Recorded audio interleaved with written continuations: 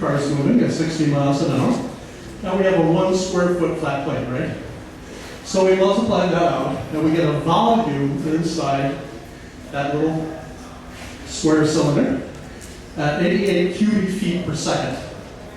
That's how much mass we have. Now, mass is volume, which we just got, is 88 cubic feet, right? Times the density. Like Coca-Cola is more dense, so we have a can of Coke sitting here that's filled with Coca-Cola. It's a volume, and we do the density of Coke, we would calculate that, right? Well, we do know the density there. Density describes mass, and it's measured in slugs per cubic foot. But at sea level, on a standard day, density is the value 0.02378 slugs per cubic feet. Meaning if you're going to get enough slugs for dinner, you have to collect a lot of cubic feet. Because there are not very many slugs in a cubic feet. So now we need to answer part of our question, what is the mass our flat plate acts on? We already determined that we're going to, in 1 second, affect 88 cubic feet of air, right? So we multiply by the number of slugs, and we get 0.2093 slugs. And weight is mass times gravity. So if we took our slugs, and we know the Earth attracts us at 32.2 feet per second, the answer is in that 88-foot long, 1 foot square tunnel, there's 6.74 pounds of air. Are you with me? Do you follow that? Lang things. Got it? Okay, so that's how much mass we have. Boom. Now what we need to know, the acceleration, which is A, the other part of the equation. Because we're trying to solve for the force. Okay. Acceleration definition is the change in speed over the change in time. Why is that button there? What are you doing? There we go. All right, so at 0 seconds, our little flat plate isn't moving at all, right? And after 1 second, it's pushed the air, and the air is now going 88 feet per second. So now we need to divide that out, okay?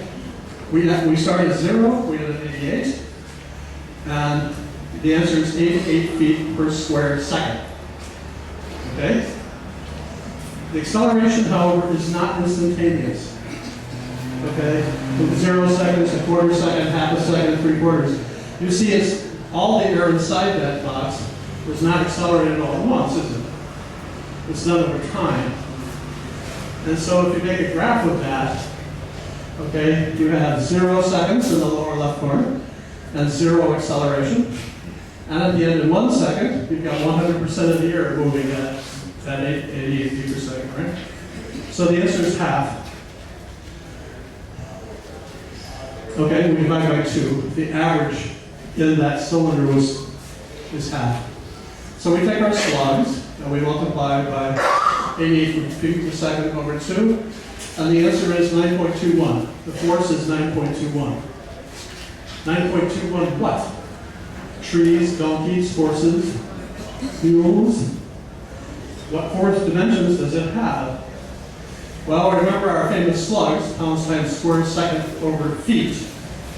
And we measure acceleration in feet per second squared, or feet per second. And everything cancels except pounds.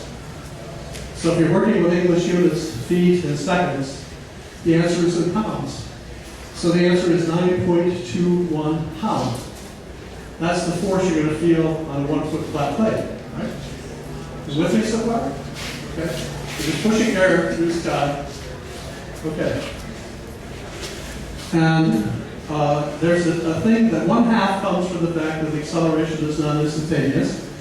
Rho, the Greek letter rho, we use a lot of Greek letters because you get paid more. If you can do that, and you say things like move and rho, then the boss is really impressed. Well, give that guy more money. So we use rho for density, and V speed is always in feet per second. And that's such a common expression, dynamic pressure, And it's given its own letter. This is just calculating the same thing. Dynamic pressure is used so often, it's given its own special symbol, Q. So you can hear Q all the time. It's the dynamic pressure. Okay. One of the things that confuses people, including me at first, is the idea of dimensionless numbers. You know, what's a number of dimension? My car gets 18 miles per gallon. Miles per gallon is a dimension, right? Or feet, or yards, or whatever. Neutrons, electrons. Okay, but it doesn't tell you anything. If I told you a Boeing 747 weighs 600,000 pounds, and that wing is making 600,000 pounds of lift, what am I really telling you? Nothing useful. Because how hard is that wing working? Is it close to stalling? Is it loafing? You know? And so we have to have a way. Also, if you double the speed of an airplane, how much will the lift go? No. How much will it go by?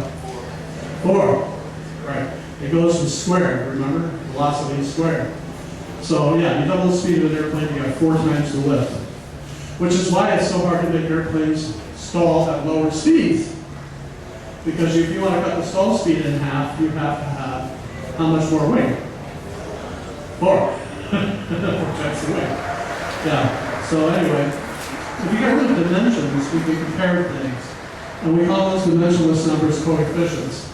And the one common one we do here is you take the lift in pounds, which is equal to the weight of the plane, and you divide by Q, remember dynamic pressure, times the wing area.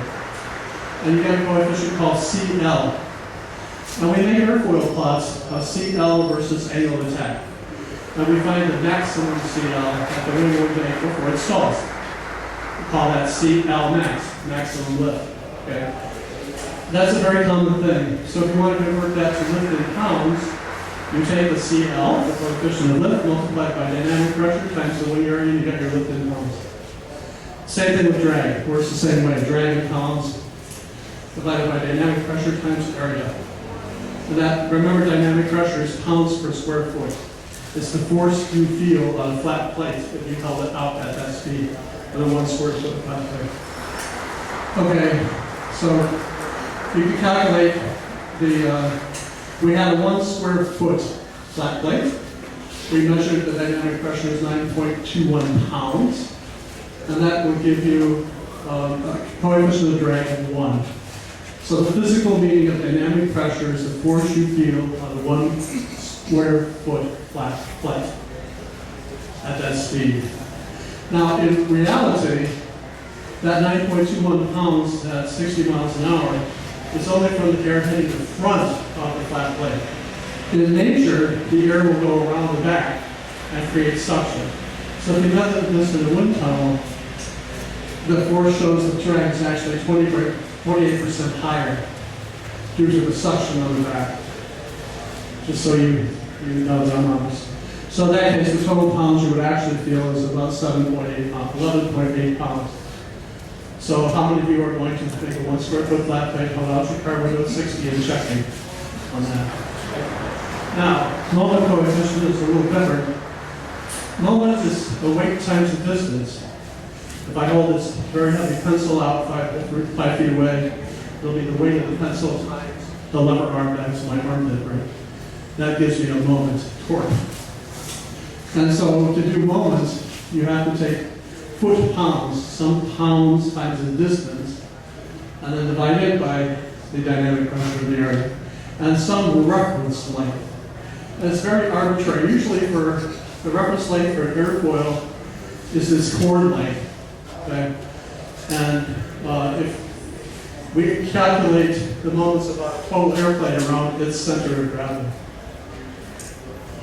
Now, back to a fundamental question. How does the wing support the weight of an airplane? Okay? Well, we need to create a lift force, F, by taking a mass of air and accelerating it, right? But what is the mass affected by a wing? It was easy with a 1 foot flat plate. What do you think of this? Well, this question occupied theorists for one heck of a long time. It's not an obvious solution. And after much mathematics, in ideal conditions, a wing affects a circle of air whose diameter equals the wingspan. So if you drew a circle, right, technically, theoretically, all the air inside that circle is affected by that wing. Oh, like that. Okay? So now, that lets us look at an example. We're going to take an airplane that weighs 2,400 pounds that has a 30-foot wingspan. Okay? We're on planet Earth. Important. At sea level, on a standard day, and we're using a stall speed of 65 knots. So we got those numbers, 2,400 pounds, 30-foot span, 65 knots. First we need the mass, right? The plane's flying at 65 knots, that's 109.8 feet in 1 second. So now we got the speed. And now, if you look on the lower left, you'll see we have a circle of 30-foot diameter, right?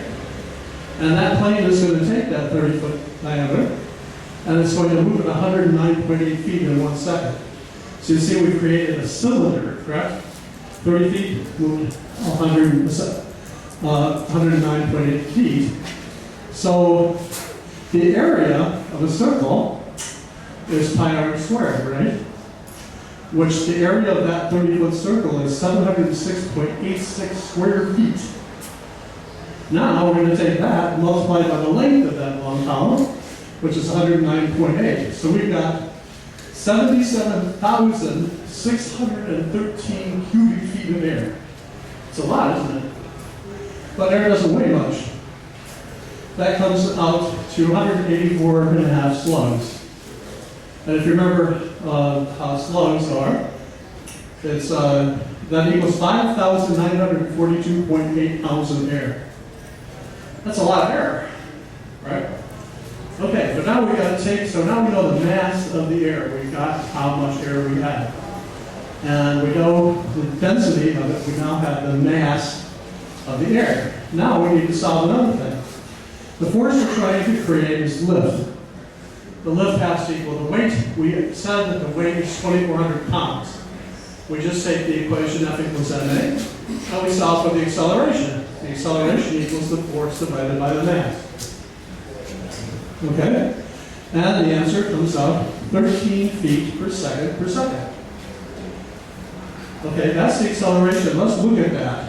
Okay, so the airplane is moving forward in 1 second, 109.8 feet, right? But the air is being pushed down 13 feet per second at the end of 1 second. That's what the airplane has to do to carry its own weight at 65 knots. Got it? Okay. Then you can just do the arc tangent of that to find that the angle, we would call that downwash. Okay? The downwash is 6.75 degrees. It's not a lot, really. So that poor air, innocent air, floating through the sky, minding its own business, and suddenly it's just being thrown at the ground. Okay? And that's what creates lift. Wings throw air at the ground. And the equal and opposite reaction we call lift. Now, there's a price for lift. Even assuming the wing has zero drag in terms of skin friction, we'll talk about that. Because of that bending of the air, it takes, the lift is tilted back. It's tilted back by the same angle. And so at the top, you can see, instead of the force being vertical, the force is actually at an angle, the dotted line. And that amount is the drag due to lift, which you have to pay some penalty. You can't have something for nothing, you can't have lift without drag. And that's called induced drag. And if you study the size of that, okay, the greater the angle of downwash, the more induced drag is going to produce, correct? Okay, that makes sense. Now, if you compare this arrow size to this arrow size, the greater the lift, the more induced drag. that little arrow is getting bigger, see? So the more lift you produce, the more induced drag you have. Okay. Now, since the acceleration occurs over time, again, all the air in that 109.8 foot long cylinder does not all get thrown to the ground at the same time. It's the average. Okay. So calculated induced drag means the average acceleration, which is half the final dive. So the taking the tangent, I'm just computing the length of that little arrow. We know the angle is 6.75 degrees, we're going to divide by half. We know the airplane weighs 2,400 pounds. So we're producing 142 pounds of induced drag for our airplane. Okay? You with me on that? Somebody not understand that? You look so blank. Okay. Now, the interesting thing is that the induced drag is a function of the lift squared, which is weight squared. If you want less induced drag, you make the plane lighter, right? And on the bottom we have our friend 1/2 rho v squared, the dynamic pressure. Yeah. The force you would feel on a 1 foot flat plate at that speed. And span squared. The square of the span times pi, which is because it's a circle. Okay, so the span squared. So the way you get rid of induced drag is to have either less weight or more span. And because it goes with span squared, a little more span is a lot, which we're going to demonstrate. Okay, you see dynamic pressure, we've seen that a lot. Okay, now, important. Induced drag depends upon the span alone and the weight. In our example, I never said what the wing area was. I don't care what the wing area was. I do not care. It has not, the aspect ratio has nothing to do with induced drag. And many professors get that wrong. And if they submit an article to me for Journal of Aircraft, I will not publish it. So, and there have been NASA has blown that misunderstanding. Anyway, a pet peeve. Okay, so if you have a monoplane, this is cool. A biplane has more air. Monoplane is circle, right? A biplane, you can get two overlapping circles. A biplane has less induced drag. Okay? And there is a way to minimize the induced drag. First, we're going to take a wing, or half a wing here, and we're going to pile lead shot on it, okay? Equal to the half the weight of the plane. This is what I got one wing. Okay, now, if I showed you the downwash, the actual angle of deflection behind that wing, it would look like this. It would be high near the tips and very low near the roof. So, what would you do? Well, I would take some of the lead weight out by the tips, where the drag is high, and I would move it inside towards the root, right? Where the drag is low. And I would keep doing that, okay? Seeing where the drag is high, the downwash is high. And remember, the induced drag goes with the downwash angle, right? So when I say downwash, it's really downwash angle. And I would keep moving it until what? We move away to various height, downwash angles, there we to less downwash angles. When we're done, it's going to look like that. Okay? And the downwash is now uniform across the span. And it can't get any lower, right? If I saw any part of that wing with more downwash than elsewhere, I would take some weight off that spot and move it to the place that has less. See, and that's where you get elliptical wing loading. This is where it comes from. Okay? And I think you know that. But a rectangular wing almost has a perfect elliptical load anyway. So, if the load is not distributed semi-elliptically along the span, you have to have more downwash to create the lift force. No airplane is 100% efficient. And I mentioned this before, the little span has a whole lot of volume of air. That reduces the drag accordingly. If you took the winglets and just laid them down, you would get a far better induced drag performance than with the winglets. Okay, now we're going to talk about another source of drag, skin friction drag. I'm sure all of you go and meditate, right? You heard your incense. It looks like that. Well, you see the smoke coming up in nice straight lines, right? And that is because the flow is laminar. The flow is in layers, okay? And then eventually what happens is that the smoke breaks up and starts to curl. That's turbulent flow. Okay, it's just, I mean, it's something that you've seen, I'm sure, in your life. Laminar flow is due to geometry. What's happening is, if you think of the air being in layers, you have an airfoil that's getting fatter, right? It simply pushes the air out of the way, vertically. And the air will stay in layers. The word laminar comes from the Latin for layers. However, once it gets to the fattest part of the wing, it just keeps going. and the airfoil is stalled. So, laminar flow is wonderful, but it will separate from the surface as the airfoil gets thinner. So let's say that you have a really big hangar, and you can have an aspect ratio of infinite wingspan. It would have to be a very big hangar. Okay, wingspan is infinite. This is black line. This is the angle of attack in degrees. This is the lift coefficient, which you don't totally understand. Okay, and that's why you see those crazy angles.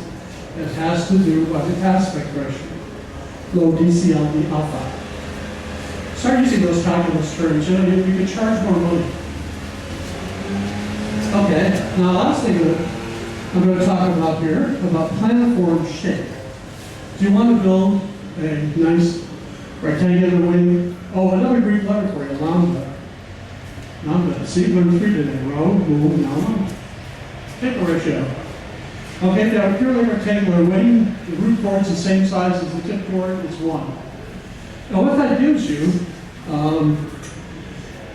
lambda 1, this is the root of your wing. This is your wing tip here, and this is the lift coefficient. Now remember, as you get up, it's going to stall. It's an issue of like, what gives first, right?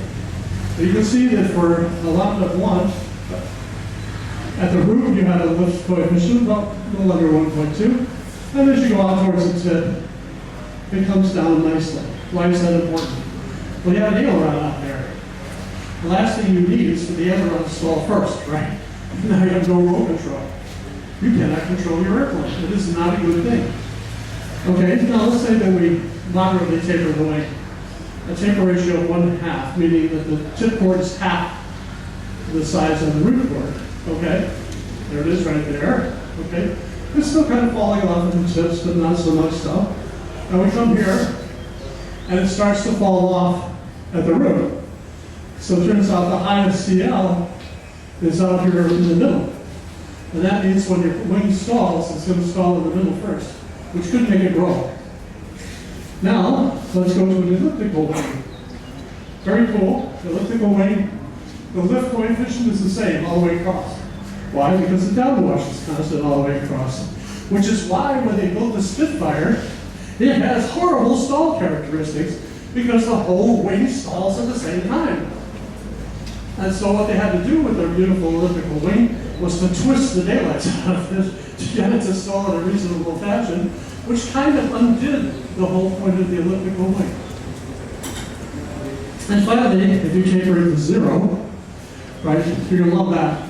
The lowest tip coefficient is at the root, and the tip is way off the chart. Okay, you do not want to do that. No. So you understand how the shape of the wing actually determines how it's going to stall. Correct? Okay. Now we're just going to talk a couple more things here. Trim. When airplane's in trim, when the moments about the center of gravity here are 0. If the moments were negative, the plane would want to die. If the moments are positive, the plane will want to climb. So how do you set this up? Well, this wing here, center of lift is a quarter chord typically on most airplanes. The wing lift is being produced here, this orange line. It has a distance from the center of gravity, the length, lever arm of the wing. See, very small, okay? Now we have this huge lever arm of the tail. And the tail is producing a most of the planes with download. So now what we got to do is we take the wing lift times its distance to the center of gravity. Take the tail lift times its distance to the center of gravity, and it's got to add up to 0. Okay? Okay. Now, so the center of gravity is ahead of the wing center of lift. The tail must produce a download. And that download is substantial. On a big jet, it could be 10% of the weight of the plane. It's like carrying around that penalty. It's like an invisible lead weight. Now, if you move the center of lift ahead of the center of gravity, okay, the orange line is ahead of the CG, you may find that to trim it, the tail has to produce an upload. Okay? But the important thing to remember, so that's how you trim an airplane. But trim does not equal stability. You can have an airplane in trim that's unstable. And there's an example of stability. It's pretty obvious. You can trim an unstable airplane. I remember, we'll talk more about this tomorrow. Tomorrow we're going to have a lot of fun. I'm going through the 17 airplanes that Bert Rutan and I designed together. I'm going to show you the inside story of all of them. How the designs were put together, the analysis that was done, the skeletons buried in the closet. It's going to be a grand time tomorrow here. Same time, anyway, the first flight of Predator, a Cropbuster, Mike Melville lands, and he said, well, the stick forces are awful light, but it seems to be okay, you know.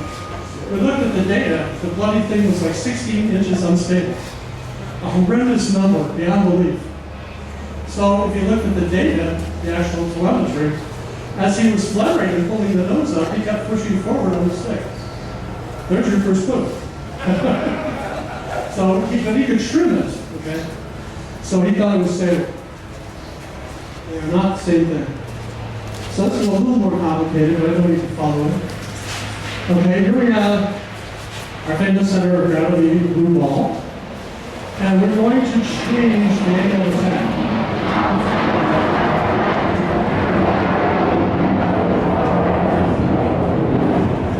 It's amazing. They have these machines here that turn kerosene into noise. It's amazing. Okay?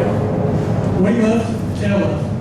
If we increase the angle of attack of the airplane, the lift is going to increase, right, on both wings. But from what you've learned about how wings make lift, to get more lift, what is it doing? It's creating more downwash. It has to create more downwash because that's what lift is. It's the opposite of downwash. Okay? So now this guy gains lift. Well, what happens to the tail? Well, the tail is sitting in more downwash. Right? If the wing is making more lift, it's throwing more air at the ground. And therefore, the tail does not see the angle of attack change of the wing. If you make that 5 degrees, the tail might see 3.5 degrees of the 5. Where the other 1.5 go? It's in the wing downwash. You with me? And so, to make a plane stable, what we got to do is we have to resist the angle of attack change. So what has to happen is the tail lift times its lever arm has to overpower the wing lift times its lever arm. Well, that will create a negative pitching moment, which will restore the airplane to its trimmed angle. Did you follow that? Okay, that's what has to happen. If the tail is too small, it won't make enough lift times its lever arm, and the plane will just keep going up in its angle of attack. Nothing will stop it. Very hard to fly. Okay, so the moment created by the tail lift times its lever arm has to be greater than the moment created by the lift of the wing times its lever arm. So to increase the stability of an airplane, you can move the center of gravity forward. You can increase the tail lever arm, make a longer tail. You can increase the tail area. Only problem with that is that weight goes with area. So you're also moving the center of gravity back by making a heavier tail. Or you can increase the tail aspect ratio. Why is that? Because you've already learned that the aspect ratio controls how much lift you're going to get for every degree angle of attack. See, it all makes sense. Okay, we talked a little bit about tomorrow, then we'll have time for questions. Okay, I worked with Bert on 17 designs, well, 17 that the public knows about. Okay, the Solitaire, Long Easy. There were two canards on the Long Easy actually. Gemini, Voyager, Starship 1, Predator, Triumph, Tier 2 Plus, which you guys don't know about. Global Flyer, Raptor, Ares, Proteus, Catbird, the Lotus Microlight, the Pond Racer, the Advanced Technology Tactical Transport, and the Visionaire Advantage. Okay? So tomorrow, 11:30, right here, I'm going to give you the inside story on those airplanes. You're going to see how the designs were put together, what some of the features are, how we modeled these things in a computer to predict performance, some of the airfoils designed for them, things that worked, things that worked not so much, and I'm going to give you the whole inside story. So I think you're going to really enjoy this because it took a lot of work. I had to go retrieve files off of ancient archives, because we started this in 1982, and I'm old. And some I couldn't retrieve. I couldn't retrieve the Voyager files. They're on, God forbid, 8-inch magnetic tapes. Anyway, I think we have a few minutes for questions. And thanks for coming this morning. It's great to see you. Yes, sir. What's the status of the home built that you were working on several years ago and you gave presentations? Yeah, as Smart Aviation a long time ago, I published a series of 11 articles. And one of those was my own home build. Larry and Mike are still working on it. It's the longest gestation period known to man. It's unfunded. Nobody's funding it, and so they get a break. They build a little door. The body's built, the wings are built. I think the empennage is built. The landing gear is not built. But it should be a great airplane. Yes? Pond racer. The Pond Racer comes tomorrow. Yes, sir? Can you talk a little bit about stall characteristics of a swept forward tapered wing? Okay, a swept forward wing, that's a very good question. Thank you for asking that. Usually, a tapered wing, I'll see if I can go back to that slide. Can you repeat the question? Yes, the question was, can I talk about a swept forward wing? Okay, a swept forward tapered wing. So we're going to go back to this. You saw that on a tapered wing, a straight taper, the maximum lift was in the middle, right? Making it stall first. And you see that with more sweep, that the maximum lift wants to move out to the tip. When you sweep a wing forward, it undoes that. And so it will reduce the lift at the tip and put it back at the root where it must belong. So if you sweep a wing back, even a rectangular wing, it will try to stall tips first. If you take a tapered wing, which would normally stall tips first, and you sweep it forward, it will counteract that effect. So I like forward sweep on a tapered wing because it makes the stall at the root first. Why does that matter? Because when it stalls, you don't want the thing to roll out of control, right? That's nasty. So you want a gentle stall that has to stall at the root first. Forward sweep is a really good thing. The structural guys have issues with it. So, not as bad as you think. I mean, if you really thought that a little bit of forward sweep will kill you, take your Cessna, fly it, and you push the rudder pedal and go at 5 degrees. I guarantee you the wing will not fall off, even though it's swept forward 5 degrees. So a lot of that's overhyped.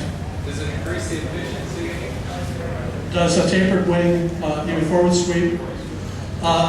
It does, well, only in the sense that it allows you to increase the roll rate. It reduces damping and roll because it has a smaller tip without the penalties normally associated with that. Moving a wing root back on the fuselage, though, usually increases interference drag, which we have not talked about today. Yes? If turbulence is bad, why are vortex generators good? Because they create turbulence. Okay, if turbulence is bad, why do people use vortex generators?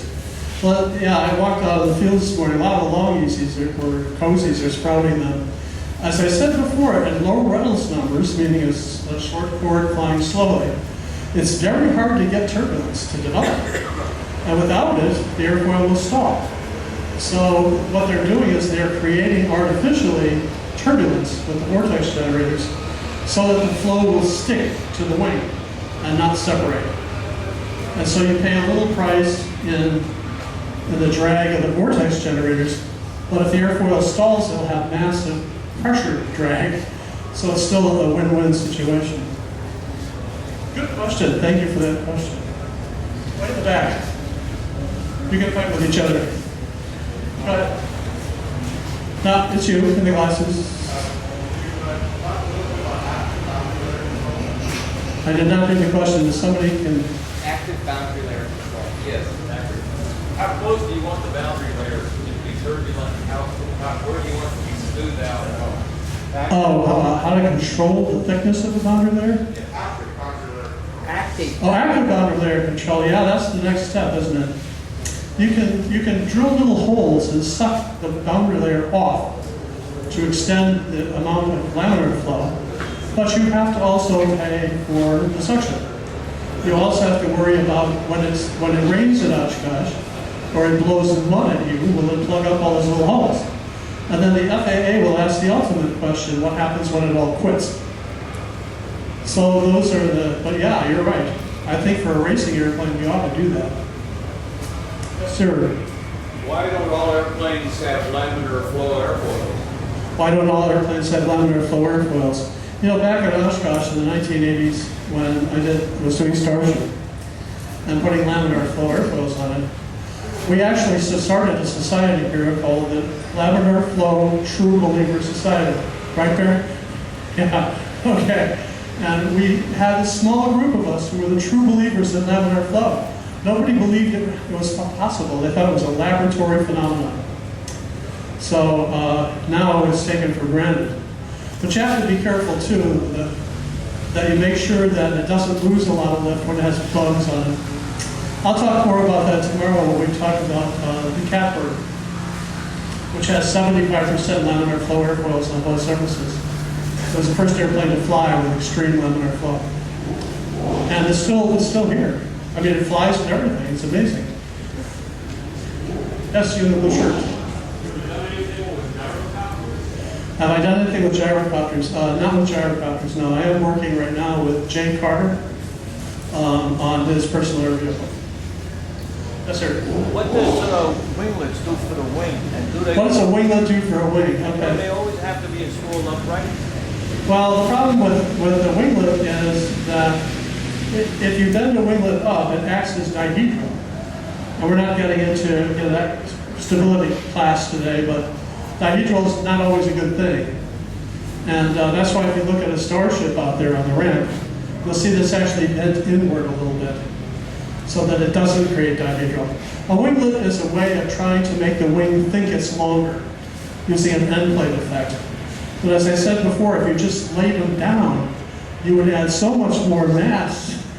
you would gain much more than a winglet. They make them movable like flaps. Movable like a flap. So loads out there are pretty darn high. So it's hard to make that work. I think we need to get out of here, I'm afraid. I can meet you back. Come on tomorrow. You're going to have a really good time looking at 17 airplanes and the history of them. So thanks for coming. See you tomorrow.